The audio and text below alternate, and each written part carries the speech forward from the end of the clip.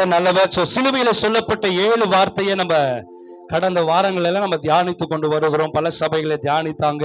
ஆனா சிலுவைக்கு அப்புறம் கர்த்தர் சொன்ன 7 வார்த்தைகள் ரொம்ப முக்கியம். பக்கத்துல பார்த்து சொல்லுங்க, சிலுவைக்கு அப்புறம் கர்த்தர் சொன்ன 7 வார்த்தைகள் ரொம்ப முக்கியம். பக்கத்துல பார்த்து கையை கொடுத்து சொல்லுங்க, கர்த்தர் சொல்லுகிற 7 வார்த்தை ரொம்ப முக்கியம்.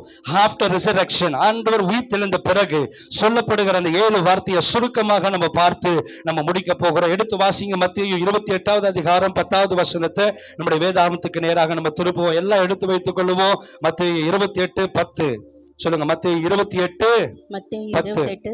அப்பொழுது இயேசு அவர்களை நோக்கி பயப்படாதிருங்கள், நீங்கள் போய் என் சகோதரர்கள் போகும்படி அவர்களுக்கு சொல்லுங்கள், அங்கே அவர்கள் என்னை காண்பார்கள். ஆமென், அல்லேலூயா. ஒரு ஆமென் சொல்லுங்க பார்க்கலாம். அதுக்கு முன்னாடி மகதலேனா மரியா ஆண்டவருடைய சரீரத்தை வைக்கப்பட்ட அந்த இடத்துக்கு விரைந்து வரும் பொழுது அங்க இருக்கிற தேவன் தூதன் சொல்லுகிறார், அவர் இங்கே. நல்ல சத்தமா தான் சொல்லுங்களேன், அவர் இங்கே, அவர் உயிர்த்தெழுந்தார். பக்கத்துல பார்த்தோம், அவர் இங்க இல்ல, அவர் இங்க இல்ல பிரதர். அப்புறம் எதுக்கு பாஸ்டர் மைக்கு போட்டு சபையை திறந்து உட்கார்ந்துட்டு ஆராதிச்சுட்டு இருக்கிறோம் அப்படின்றீங்களா? அவர் இங்க இல்ல, அவர் எனக்குள்ள இருக்கிறார். ராமன் சொல்லுங்க பார்க்கலாம். அப்ப ஆண்டவருடைய வார்த்தை பாருங்க. முதலாவது காரியம், ஆண்டவர் உயிர்த்தெழுந்த பிறகு தன்னுடைய சீஷனுக்கு ஆண்டவர் சொல்லக்கூடிய காரியம் என்னன்னா, பயப்படாதிருங்கள். ஆமென், பயப்படாதிருங்கள். யார் ஒரு மனுஷன் பயப்படாதிருங்கள் அப்படின்னு சொல்ல முடியும்னா, பயத்தை வென்றவர், சாவை வென்றவர், சாபத்தை வென்றவர், நோயையும் பேயும் எல்லா விதத்திலும் ஒரு ஜெயத்தை எடுத்த ஆண்டவர் மாத்திரம்தான் ஒரு மனுஷனுக்கு நேராக வந்து சொல்ல முடியும், நீங்க எதை குறிச்சும் பயப்படாதீங்க, உங்க எதிர்காலத்தை குறிச்சு பயப்படாதீங்க, உங்க பிள்ளைகளுடைய வாழ்க்கையை குறிச்சு பயப்படாதீங்க, உங்களுடைய பிசினஸ் குறிச்சு பயப்படாதீங்க, உங்க குடும்பம் எந்த சூழ்நிலை இருக்குதுன்னு நினைச்சு நீங்க பயப்படாதீங்க. ஏன்னா எல்லாவற்றுக்கும் மேலாக அவர் பயத்தை நீக்கி போட்டு அவர் எல்லாவற்றையும் தமக்கு சொந்தமாக்கி கொண்டதனால கர்த்தர் நிச்சயம் நம்மளுடைய வாழ்க்கையில ஒரு பயம் இல்லாத ஒரு வாழ்க்கையை கர்த்தர் நம்மளுக்கு கட்டளையிடுவார். ஒரு ஆமென் சொல்லுங்க பார்க்கலாம். இன்னைக்கு நிறைய பேருக்கு எதை பார்த்தாலும் பயம். ஒரு ஆமென் சொல்லுங்க பார்க்கலாம். எதை பார்த்தாலும், பக்கத்துல பார்த்து எதை பார்த்தாலும் பயம். அப்படியா சொல்லுவீங்க? பக்கத்துல பார்த்துதான் சொல்லுங்களேன், எதை பார்த்தாலும். உங்களை பார்த்தா எனக்கு பயம், என்ன பார்த்தா உங்களுக்கு பயம். பயமா இல்லையா? சொல்லுங்களேன். சில பேரை பார்த்தீங்கன்னா ஆளு முறப்பாவே என்ன பண்ணுவாங்க இருப்பாங்க. ஆனா அவங்கள்ட்ட போய் பார்த்த பேசினா அவங்க இருக்கிற வாட்ட சாட்டத்துக்கும் அவங்களுக்கு இருக்கிற அந்த குரல் துணிக்கும் சம்பந்தமே இருக்காது. ஒரு ஆமென் சொல்லுங்க பார்க்கலாம். ஆள் தான் ஆட்ட வாட்ட சாட்டமா அப்படியே பகிரங்கமா இருப்பாங்க. ஆனா அவங்க கூட பார்த்து பேசி பார்த்தாதான் தெரியும் அந்த இருதயம் ரொம்ப லகுவான இருதயம். இன்னைக்கு நம்மளுடைய வாழ்க்கையில எல்லா காரியத்துக்காகவும் குறிச்சு நம்ம என்ன பண்றோம், பயப்படுறோம். சில காரியங்கள் நம்ம கேட்கும் பொழுது, இந்த உலகத்துல நடக்கிற சம்பவங்களை கேட்கும் பொழுது, ஐயோ ஆண்டவரே, என்ன இப்படிப்பட்ட காரியங்கள் நம்ம தேசத்துல நடக்குது அப்படின்னு குறிச்சு நம்மளுக்கு ஒரு விதமான பயத்தோடு கலக்கத்தோடு கூட இருக்கலாம். ஆனா ஆண்டவர் வசனம் சொல்லுகிறது, அவர் சகலத்திலும் ஜெயித்தெழுந்தவராக இருக்கிறார். இன்றைக்கும் அவர் உயிரோடு கூட இருக்கிறார். அவர் நம்மளுக்கு பயத்துக்கு புறம்பே நம்மளை நடத்துகிற தேவனாக இருக்கிறார். அப்ப ஆண்டவர் பாருங்க, உயிர்த்தெழுந்ததுக்கு அப்புறம் ஆண்டவர் சொல்லுகிற முதல் வார்த்தை, பயப்படாதிருங்கள். பக்கத்துல கையை குடிச்சு எதை குறிச்சும், பிரதர் நீங்க பயப்படாதீங்க அப்படி சொல்லாதவங்களுக்கு எந்த பயமும் இருக்காது. ஒரு ஆமென் சொல்லுங்க பார்க்கலாம். பயப்படாதீங்க, ஏன்னா இயேசு உங்களோடு கூட இருக்கிறார். நினைச்சு பாருங்களேன், வானத்தையும் பூமியும் உண்டாக்கின ஆண்டவர் நம்மோடு கூட இருக்கும் பொழுது எதை குறிச்சு நம்ம என்ன பண்ண வேண்டியதில்லை, பயப்பட வேண்டியதே இல்லை. பிரதர் எனக்கு எம்எல்ஏ தெரியும், எனக்கு கவுன்சிலர் தெரியும், எனக்கு டிஜிபி தெரியும், எனக்கு எஸ்ஐ தெரியும், எனக்கு அவரை தெரியும், இவரை தெரியும், அவர் பேர் சொன்ன போது எல்லாம் நடக்கும். ஆனா நான் சொல்லுகிறேன், எல்லாம் அப்பப்போ கொஞ்சம் கொஞ்சமா தான் நடக்கும். ஆனா ஆண்டவருடைய பேர் சொன்னா ஓடாத பேயும் முடங்காத முழங்கால்களும் அவருடைய நாமத்துக்கு முன்பதாக முடங்கும். ஒரு ஆமென் சொல்லுங்க பார்க்கலாம். அல்லேலூயா. நம்ம ஆராதிக்கிற ஆண்டவருடைய கல்லறை இன்னைக்கும் காலியா இருக்கு. அல்லேலூயா. கல்லறை காலியானதுக்கு காரணம், அவர் என்ன நிரப்பும்படியாக, அவர் எனக்கு சொன்ன வாக்குத்தத்தத்தை நிறைவேற்றும்படியாக அவர் உயிரோடு கூட எழுந்து அவர் சொன்ன முதல் வார்த்தை, பயப்படாதிருங்கள். ஆமென், அல்லேலூயா. இரண்டாவது வார்த்தை வாசிங்க, லூக்கா 24:36 வாசிங்களே. லூக்கா 24:36. லூக்கா 24.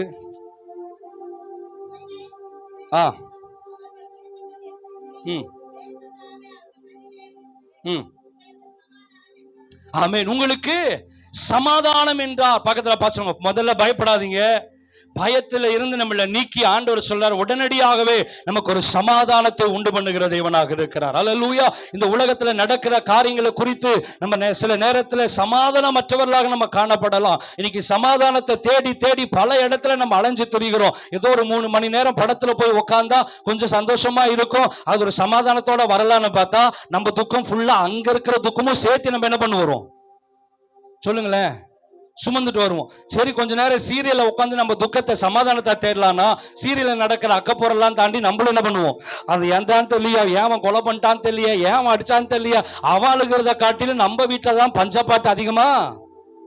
சொல்லுங்களேன். அல்லேலூயா. சொல்லுங்களேன். தூங்குறவங்கள ஒரு ஆமென் சொல்லுங்களேன். தூங்க போறவங்கள ஒரு ஆமென் சொல்லுங்களேன். Very good. எல்லாம் விழிப்பா இருக்கிறீங்க, அதற்காக ஸ்தோத்திரம். சோ பாருங்க, அவர் சமாதானத்தின் தேவனாக இருக்கிறார். உங்க வாழ்க்கையில எந்தெந்த பகுதியிலெல்லாம் நீங்க சமாதானம் இல்லாமல் தவிக்கிறீங்களோ, சில காரியத்தை நீங்க பணம் கொடுத்து வாங்க முடியாது, சில காரியத்தை உங்க திறமையினால வாங்க முடியாது, சில காரியங்கள் உங்க ஆள்பலத்தால நீங்க வாங்க முடியாது. அப்படிப்பட்டதுதான் சமாதானம். இந்த சமாதானத்துக்கு எல்லாம் எங்கெங்கயோ போறாங்க, என்னென்னமோ பண்றாங்க. அந்த சமாதானம் கிட்டத்தட்ட ஒரு 3 மணி நேரம் அல்லது 5 மணி நேரம், அதோட அவ்வளவுதான், திரும்ப பிரச்சனை தான். ஆனா தேவன் சொல்லுகிறார், நான் என்னுடைய சமாதானத்தையே உங்களுக்கு என்ன பண்றேன், கொடுக்கிறேன். அவர் ரத்தத்தை மாத்திரம் கொடுக்கல, தன்னுடைய சரீரத்தை மாத்திரம் கொடுக்கல. நம்ம வாழ்நாள் எல்லாம் இந்த உலகத்துல சமாதானமாய் வாழ்வதற்கு அவருடைய சமாதானத்தையே கொடுத்துட்டு போயிருக்கிறார். அல்லேலூயா. இதுக்கு மேல ஒரு பெரிய ஒரு ஆசீர்வாதம் நம்மளுக்கு இருந்ததாகவே இல்லை. அவருடைய கல்வாரி சிலுவையில அவருடைய சரீரத்தை தானமாய் கொடுத்தார். அவர் உயிர்த்தெழுந்து வந்த பிறகு சமாதானத்தை தானமாய் கொடுக்கிறார். அல்லேலூயா. ஒரு ஆமென் சொல்லுங்க பார்க்கலாம். அல்லேலூயா. 2வது காரியம், அவர்களுக்கு சமாதானம் உண்டாவதாக என்று சொல்லி ஆண்டவர் அவளை ஆசீர்வதித்தார். 3வது வார்த்தை மத்தேயு 28:9 வாசிங்க. மத்தேயு 28:9. அவர்கள் அவருடைய சீஷர்களுக்கு அறிவிக்க போகிற போது இயேசு தாமே அவர்களுக்கு எதிர்பட்டு வாழ்க என்றார். ஆமென். வாழ்க என்றார். இன்னொரு டிரான்ஸ்லேஷன்ல சொல்லப்பட்டிருக்கிறது வாழ்க வளமுடன். பக்கத்துல பாருங்க, வாழ்க வளமுடன். அல்லேலூயா. என்ன வாழ வைக்க அவர் என்ன பண்ணாரு, மரித்தார். நான் வாழ்ந்திருக்கும்படியாக, நான் சுகித்திருக்கும்படியாக, இந்த உலகத்துல நான் பாடுகளை அனுபவிக்க கூடாதபடிக்கு, நான் சாபத்தை அனுபவிக்க கூடாதபடிக்கு, நான் மரணத்தை ருசி பார்க்க கூடாதபடிக்கு, நான் வேதனையை அனுபவிக்க கூடாதபடிக்கு இயேசு எனக்காக வாழ்நாளெல்லாம் நான் சுமக்க வேண்டிய சிலுவையை எனக்காக ஆண்டவர் கல்வாரி சிலுவையில 6 மணி நேரம் அவர் எனக்காக படாத பாடுபட்டு 3ஆம் நாள் உயிரோடு கூட எழுந்தார். அல்லேலூயா. பாருங்க, உயிரோடு இருக்கும் பொழுது கூட ஆண்டவர் ஊழியம் பண்ணாரு. மரிச்ச பிறகு வசனம் சொல்லுகிறது, அவர் கல்லறையில வச்ச பிறகு கூட சரீரம் தான் அவரை என்ன பண்ணுது, கல்லறைக்குள்ள இருந்தது. சரீரம் அடக்கம் பண்ணப்பட்டுச்சு, ஆனா ஆவி என்ன பண்ணியாச்சு, போய் இருக்கிற பாதாளத்தில் இருக்கிற சகல ஆவிகளுக்கும் ஆண்டவர் என்ன பண்ண போயிட்டாரு, பிரசங்கம் பண்ண போயிட்டார். அப்ப இவருடைய வாழ்க்கையில இவர் அமைதியா இருந்ததாக சரித்திரமே இல்ல. பாருங்க, ஆண்டவர் உயிருள்ள தேவன் தான், உயிர்ப்பிக்கிற ஆண்டவர் தான், நம்மளை உயிரடைய செய்கிற ஆண்டவர் தான். அல்லேலூயா. அவர் மரித்து 3ஆம் நாள் உயிரோடு கூட எழுந்தார். யோபுக்கு சொல்றார், யோபு சொல்றாரு, என் தேவன், நான் ஆராதிக்கிற ஆண்டவர் ஸ்டில் ஹி இஸ் அலைவ். நான் இன்னைக்கு ஆராதிக்கிற தேவன், அவரின் மீட்பர் உயிரோடு கூட இருக்கிறார். எப்ப யோபு சொல்றார், யோபுவுக்கும் ஆண்டவருடைய மரணத்துக்கும் கிட்டத்தட்ட 500 வருஷம் இருக்கும். ஆனா யோபு சொல்றாரு, அந்நாளிலே அதை நான் என்ன பண்ணுவேன், காண்பேன். இயேசு ஒருத்தர் பிறப்பாருப்பா, அவர் உன்னுடைய பாவத்தை சுமப்பாருப்பா, அவர் உனக்காக அடிக்கப்படுவாருப்பா, அவர் மரிப்பாருப்பா, 3ஆம் நாள் உயிரோடு எழுந்திருக்கிறத நீ பார்க்கறியோ இல்லையோ, ஆவியில நான் என்ன பண்றேன், பார்க்கிறேன். யோபுவுக்கு அந்த வெளிப்பாடு இருந்தது. அல்லேலூயா. அவர் உயிரோடு கூட எழுந்த வந்தவர் மட்டுமல்ல, நம்மளை உயிர்ப்பிக்கிற ஆண்டவர். தாவீது சொல்றார், ஆண்டவரே என்னுடைய ஆவியை என்ன பண்ணுங்க, உயிரடைய செய்யுங்க. நினைச்சு பாருங்க, ஆவியில இன்னைக்கு நிறைய பேத்துக்கு சமாதானம் இல்ல, கலக்கம் இல்ல. சில பேரை பார்த்தாவே வீட்டுக்குள்ள போறதுக்கு பயமா இருக்கு. ஐயோ, இன்னைக்கு என்ன தாண்டவம் ஆட போகுதோ, வீட்டுல இன்னைக்கு என்ன பிரச்சனை வரப்போகுதோ. வரப்போகும் பொழுதே அவன் எப்படிதான் வருவான், வரப்போகும் பொழுதே அவங்க எப்படிதான் வருவாங்க, பிரச்சனைய வலிச்சுக்கிட்டு தான் என்ன பண்ணுவாங்க, சொல்லுவாங்க, வருவாங்க. ஆனா அப்படிப்பட்ட தேவனை ஆராதிக்கிற பிள்ளைகளுக்கு ஆண்டவர் சொல்லுகிறார், உனக்கு சமாதானம் உண்டாவதாக, உனக்கு சௌக்கியம் உண்டாவதாக. நம்ம வாழ்ந்திருக்கும்படியாக தான் அவர் மரித்திருக்கிறாருங்க. நம்ம ஆண்டவருடைய சமூகத்துல சுகித்திருக்கும்படியாக தான் அவர் மரித்திருக்கிறார். நீங்க வாழ்க்கையை நல்லா வாழணும், நீங்க கஷ்டப்படக்கூடாது, வேதனைப்படக்கூடாதுக்காக நமக்காக கல்வாரி சிலுவையில் அவர் மரித்திருக்கிறார். அந்த மரித்து போன ஆண்டவர் 3ஆம் நாள் உயிரோடு கூட எழுந்தார். இன்றைக்கும் அவர் சதா காலங்களில் நம்மோடு கூட இருக்கிறார். அப்படிப்பட்ட ஆண்டவர் தான் சொல்றாரு, நீ வாழு. பக்கத்துல அப்பா சொல்லி, வாழ்ந்திருப்பாய், நல்லா வாழுவீங்க பிரதர். பக்கத்துல 4 பேரை வாழ்த்தி சொன்னீங்கன்னா நீங்க நல்லா இருப்பீங்க. நம்ம சொல்லி எங்கடா நம்மளை காட்டிலும் இவங்க நல்லா வாழ்ந்துட்டாங்கன்னா அப்படின்ற கேள்விக்குறியோட பார்க்க கூடாது. பக்கத்துல கையை பிடிச்சு நீங்க நல்லா இருப்பீங்க அப்படின்னு சொல்லணும். நீங்க சொல்றத பார்த்தா நல்லா இருப்படா, நல்லா இருப்ப அப்படின்ற மாதிரி எல்லாம் சொல்லக்கூடாது. நல்லா இருப்பீங்க அப்படின்னு சொல்லணும். ஹல்லேலூயா.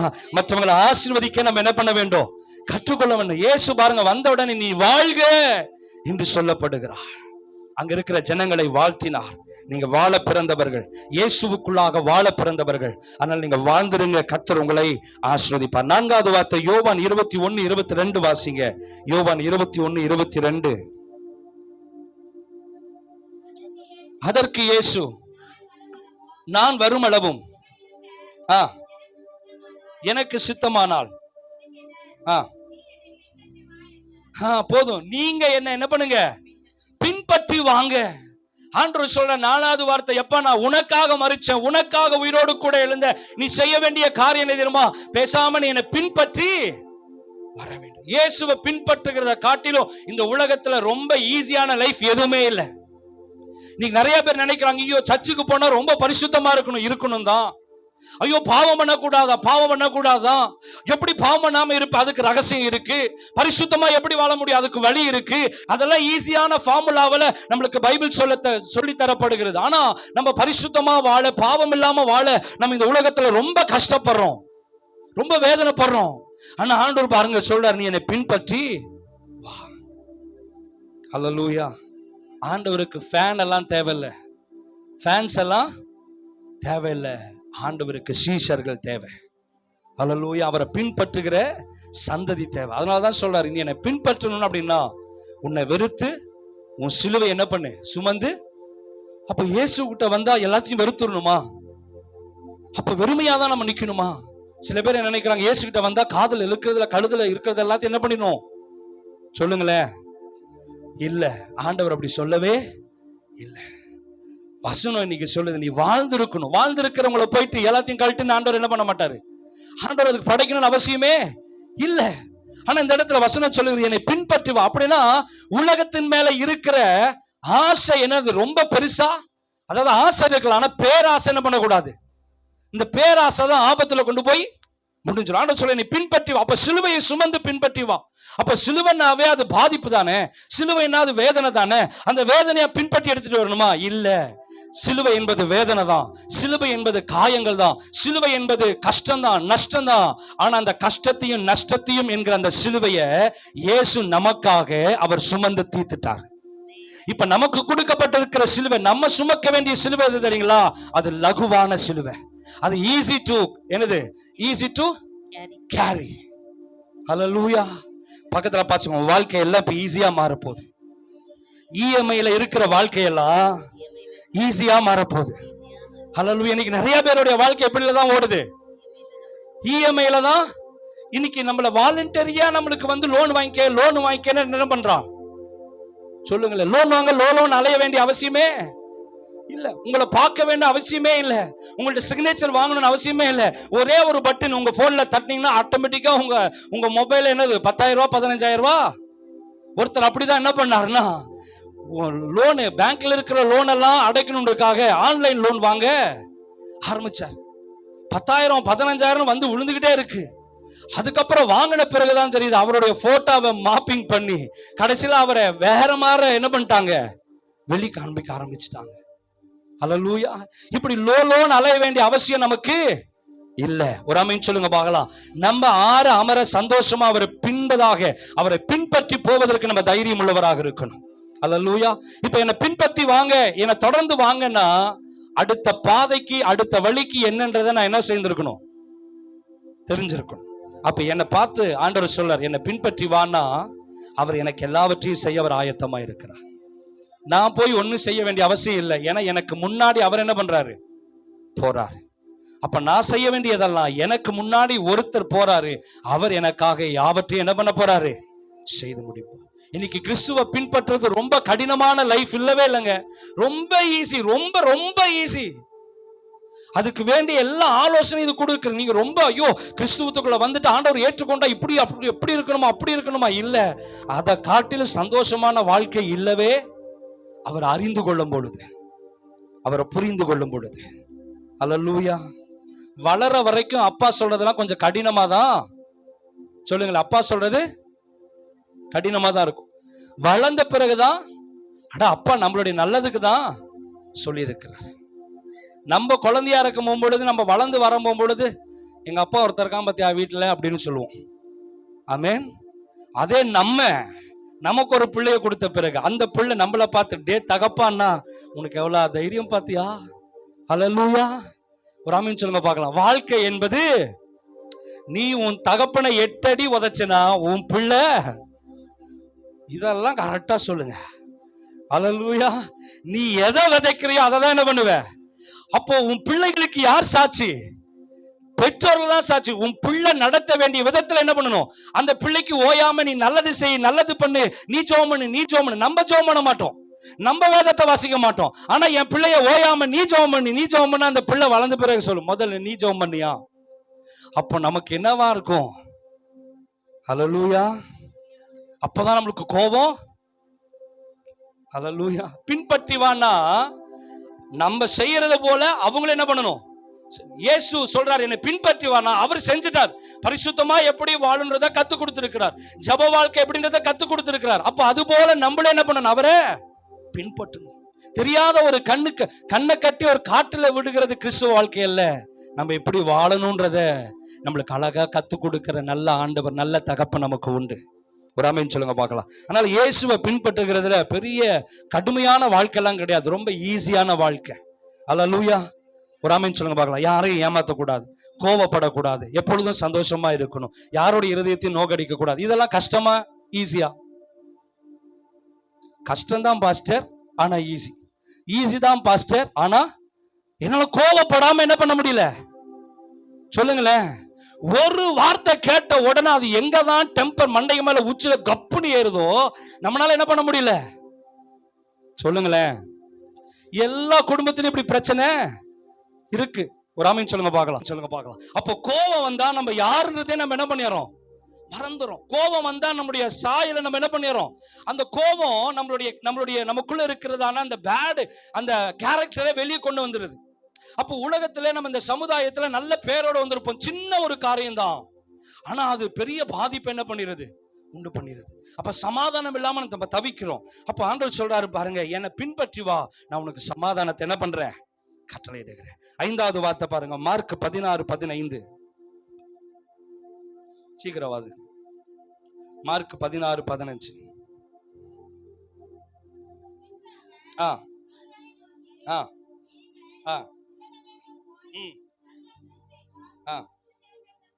போதும். நீங்கள் சகல சிருஷ்டிக்கும் என்ன பண்ணுங்க, சுவிசேஷத்தை என்ன பண்ணுங்க, பிரசங்கிங்கள்.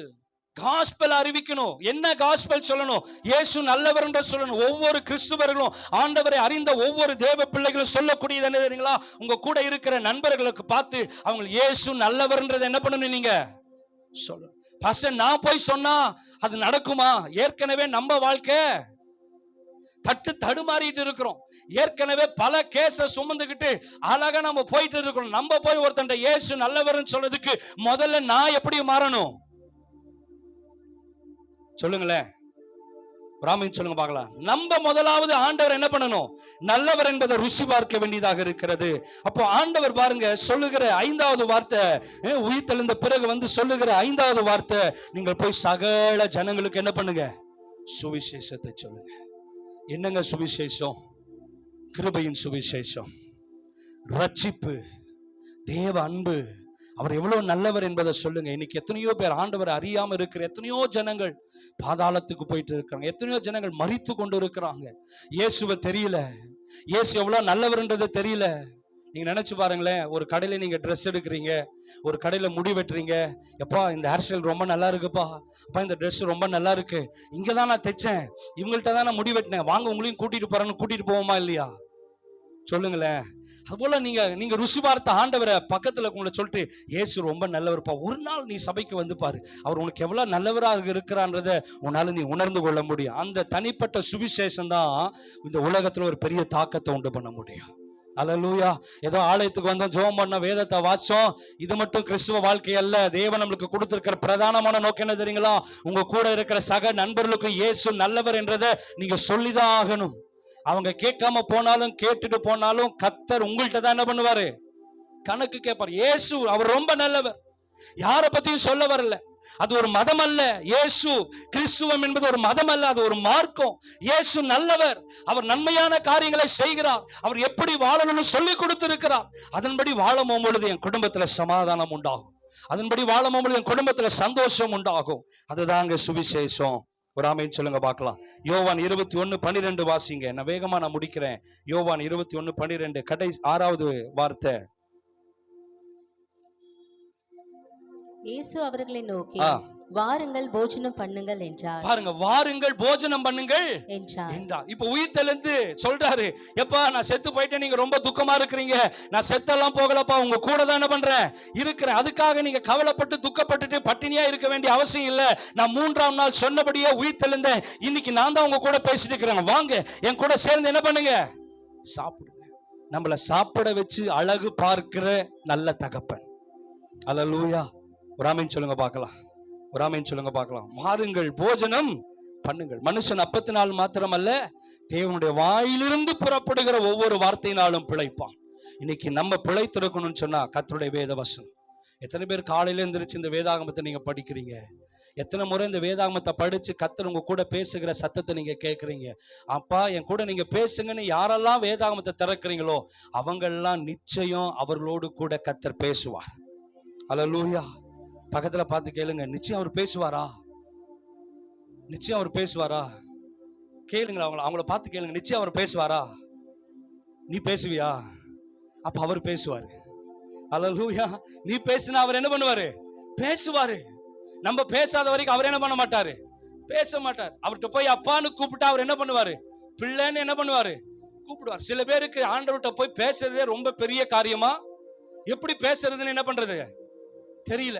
எப்படி போய் பேசுவோம் அப்பா கிட்ட? ஐயோ எனக்கு ஜெபம் பண்ண தெரியாதுங்க. உங்களை போல கவிதை நடையில என்னால என்ன பண்ண முடியாது பேச. ஆண்டவர் கவிஞர் கிடையாது. என்கிட்ட இப்படிதான் பேசணும். ஒரு ஆமென் சொல்லுங்க பார்க்கலாம். அப்பா கிட்ட போய் நீங்க எப்படி பேசுவீங்க? தகப்பனே, இந்த காலை நேரத்தில் உங்களிடத்துல வந்திருக்கிறேன், எனக்கு சற்று என் வயிறு கொஞ்சம் பசிக்கிறது, எனக்கு உணவு வாங்கி தரீங்களா அப்படின்னா கேட்பாங்க. எப்படி கேட்பீங்க? தகப்பா பசிக்குது, சோறு வாங்கி தரியா? இல்லையா? ஆமென் சொல்லுங்க பார்க்கலாம். அப்ப அப்பா கிட்ட பேசுற அந்த நடைமுறைகள் மாறும் பொழுது அவரோடு கூட இன்னும் நம்ம என்ன பண்ணலாம்? நெருங்கலாம். அவரோடு கூட நெருங்கும் பொழுது இந்த வார்த்தைகள் நம்மளுக்கு வெளிப்படும்.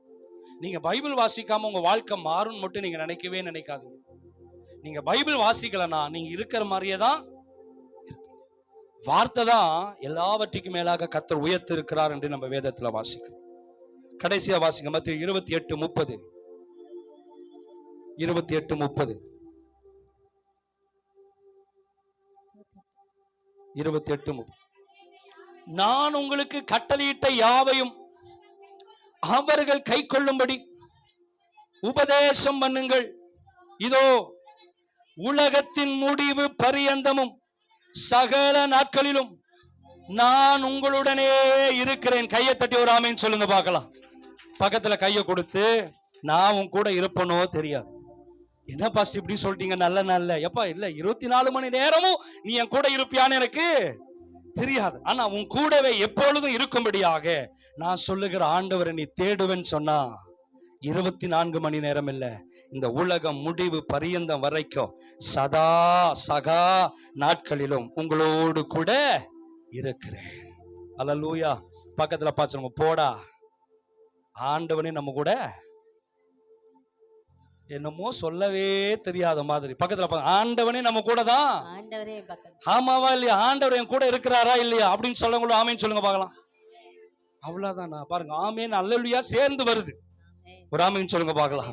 அப்போ சிலுவையில் அறையப்பட்ட இயேசு அறையப்படும் பொழுது சொன்ன வார்த்தை எவ்வளவு முக்கியமோ, பரமேறுவதற்கு மேல ஆண்டவர் பிதாவினிடத்துல போவதற்கு முன்னாடி சொல்லப்பட்ட இந்த 7 வார்த்தை நம்முடைய வாழ்க்கையில எட்டாத ஆசீர்வாதத்தையும் எட்டும்படியாக கர்த்தர் நம்மளுக்கு கிருபை செய்வார்.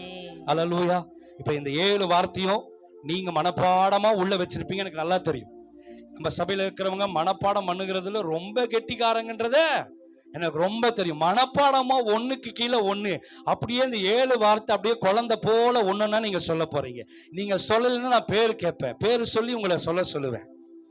இதுவரைக்கும் நல்லாதான பாஸ்டர் பிரசங்கம் பண்ணிட்டு இருந்தீங்க, இதுவரைக்கும் தெரியாம போச்சே. அல்லேலூயா. இப்பதான் சில பேர் கால் துடிக்க வெளியே போலாமா, அப்பதான் சில பேர் தலை என்ன பண்ணும், தொங்கும். ஐயோ நம்மள பார்த்து எங்கேயோ கேட்டாருன்னா சொல்லுங்க. முதல்ல பயப்படாதீங்க. பக்கத்துல பார்த்து சொல்லுங்க, பயப்படாதீங்க. உங்களுக்கு சமாதானம், நீங்க வாழ்ந்திருப்பீங்க. இயேசுவை பிடிச்சுக்குங்க, சுவிசேஷத்தை பிரசங்கம் பண்ணுங்க, அப்பா கொடுக்கிற வார்த்தையை சாப்பிடுங்க. உலக முடிவு பரியந்த வரைக்கும் அவர் உங்களோடு கூட இருக்கிறார். நான் கூட இருக்கிறேன்னு சொல்லி இருக்கிறார். இன்னைக்கு யார் உங்க கூட இருந்தாலும் இல்லாமல் போனாலும் ஆண்டவர் உங்களோடு கூட இருக்கிறார் என்கிற அந்த தைரியத்தோடு நீங்க போக போறீங்க. அல்லேலூயா. ஒரு ஆமென் சொல்லுங்க பார்க்கலாம். கல்லறை எல்லாம் ஓடி வந்து பாக்குறாங்க. மகதலேனா மரியா முதலாவது வந்து பாக்குறா. ஐயோ இயேசுவோட சரீரத்தை வாங்கிட்டு போலான்னு அங்க ஜம்முன்னு கல்ல புரட்டிட்டு மேல ஒருத்தர் உட்காந்துக்கிட்டு, வாமா நீ வருவேன்னு எனக்கு நல்லா தெரியும். ஒரு ஆமென் சொல்லுங்க பார்க்கலாம். அல்லேலூயா. வந்து திறந்து பார்த்தா ஆள அண்டாக்கா கசும் அபுக்கா கிசும் திறந்துடு யாரும் சொல்லல. நேரம் வரும் பொழுது கல்லறை ஆட்டோமேட்டிக்கா என்ன பண்ணிருச்சு, திறந்துருச்சு. மேல அந்த புரட்டப்பட்ட கல்லின் மேல தேவ தூதன் உட்கார்ந்துகிட்டு ஆண்டவர் சொல்றாரு, எப்பா என் கூட இருக்கிறவங்களும் ரொம்ப நல்லவங்க, நான் செத்து போயிட்டேன், நீங்க தான் வருவாங்க, அதனால நீ இங்கேயே இரு, வந்தாங்கன்னா நான் இங்க இல்லைன்னு சொல்லி அனுப்பு. அதே மாதிரி மகதலேனா மரியா ஓடி வரா. தேவ தூதனை பார்த்து ஐயோ இங்க இருந்து ஆண்டவரை காணாமேன்னு நெஞ்சிலையும் தலையிலையும் போட்டு அடிச்சிட்டு இருந்தா தேவ தூதன் இறங்கி வந்து, மரியாளே பாடகர் ராஜாவே, ஆண்டவர் இங்கே, அவர் உயிர்த்தெழுந்தார். ஒரு ஆமென் சொல்லுங்க பார்க்கலாம். ஆண்டவர் உயிர்த்தெழுந்தார். கல் புரட்டப்பட்டது. இன்னைக்கு எதெல்லாம் உங்க வாழ்க்கையில அடைக்கப்பட்டிருக்கிறதோ, இயேசு கிறிஸ்து எப்படி உயிர்த்தெழுந்த பொழுது ஆட்டோமேட்டிக்கா அந்த கல் புரட்டப்பட்டதோ, அதுபோல இன்னைக்கு சபைக்கு வந்திருக்கிற உங்களுடைய வாழ்க்கையில எதெல்லாம் பிசாசு புரட்டி போட நினைத்தானோ அதெல்லாம் ஒண்ணும் இல்லாம லகுவாய் நீங்க எதுவுமே இனிஷியேட் எடுத்து பண்ணவே வேண்டாம். நீங்க பாட்டுக்கு அமைதலா இருப்பீங்க. நேரம் வரம்போகும் பொழுது உங்களுக்கு முன்பதாக இருக்கிற தடைகளை இயேசுவின் நாமத்தினால உடைக்கப்படும். நீங்க வெளியரங்கமாய் ஜெயம் பெற்றவர்களாய் நீங்க மேல வர முடியும். பக்கத்துல பாச்சுங்க, உங்க முகத்துல ஜெயம் கம்பீரமாக கிறிஸ்து இயேசுடைய முகத்தை நான் பார்க்கிறேன்.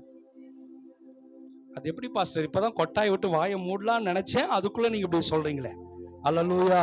உங்க முகத்தை பார்க்கும் பொழுது உயிர்த்தெழுந்த இயேசுனுடைய சாயலை பார்க்கிறேன். பக்கத்துல பாச்சோம், அவருடைய சாயல் உங்களுக்கு தெரியுது. எல்லாத்துக்கும் பாதி டவுட், என்ன பார்த்தா சொல்றீங்க, என்ன பார்த்தா சொல்றீங்க, உங்களை பார்த்து தான் சொல்றேன். இயேசுடைய சாயல், உயிர்த்தெழுந்த சாயல் நம்முடைய முகங்களில என்ன சொல்றதுன்னா தாண்டவம் ஆடும். இதுவரைக்கும் என் முகத்துல வேற ஒண்ணு தாண்டவம் ஆடுச்சு.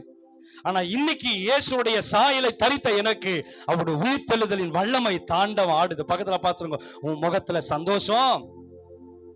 சில பேர்த்துக்கு என்னதான் இருந்தாலும் அப்படியே பிடிச்சு வச்ச மாதிரியே நான் சிரிக்க மாட்டேனே, சொல்ல மாட்டேனே, அல்லேலூயா, நகர மாட்டேனே, அசைய மாட்டேனே. பக்கத்துல பார்த்துங்க, அவரு முடிக்க மாட்டாரே, அல்லேலூயா, தட்டுல சாப்பாடு வராதே, அல்லேலூயா. ராமேன்னு சொல்லுங்க பார்க்கலாம். சொல்லுங்க, இயேசு ரொம்ப ரொம்ப நல்லவர். பக்கத்துல கையை பிடிச்சி கடைசியா, இயேசு ரொம்ப நல்லவர்.